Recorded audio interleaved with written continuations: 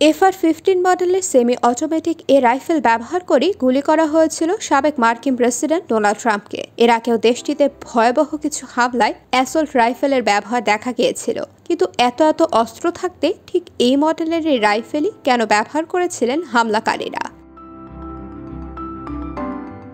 কারণ এই অস্ত্র দিয়ে একটানা একাধিক গুলি ছোড়া যায়, যার গতিও অনেক বেশি, যা সাধারণ পিস্তলের গুলির চেয়ে 3 গুণ গতিতে ছুটতে পারে।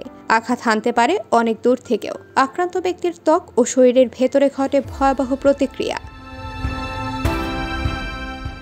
যুক্তরাষ্ট্রে FR-15 কেনা বেশ সহজ। রিপিট, যুক্তরাষ্ট্রে AR-15 কেনা বেশ সহজ।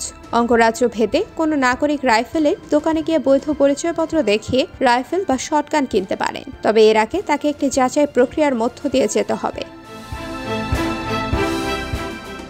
যাচাই প্রক্রিয়ায় অস্ত্রের ক্রেতা আগে কোনো অপরাধ করেছেন কিনা বা মানসিক চিকিৎসা প্রতিষ্ঠানে ভর্তি হয়েছিলেন কিনা তা খতিয়ে দেখা হয়। তবে ব্যক্তিগত পর্যায়ে কেনাবেচার ক্ষেত্রে অনেক সময় এই যাচাই করা হয় না।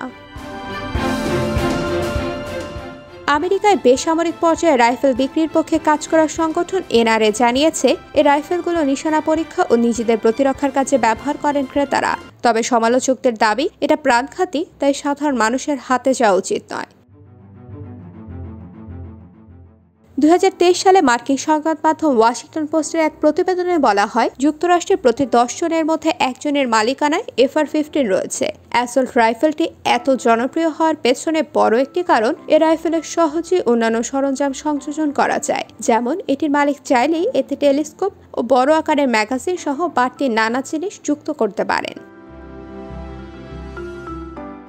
বিল ক্লিন্টন যুক্তরাষ্ট্রের প্রেসিডেন্ট থাকাকালে 1994 সালে বেসামরিক লোকজনের কাছে AR-15 এর মতো অ্যাসল্ট রাইফেল বিক্রি নিষিদ্ধ ছিল। তবে প্রভাবশালী ন্যাশনাল রাইফেল অ্যাসোসিয়েশনের চাপের মুখে 2004 সালে ওই নিষেধাজ্ঞা তুলে নেওয়া হয়।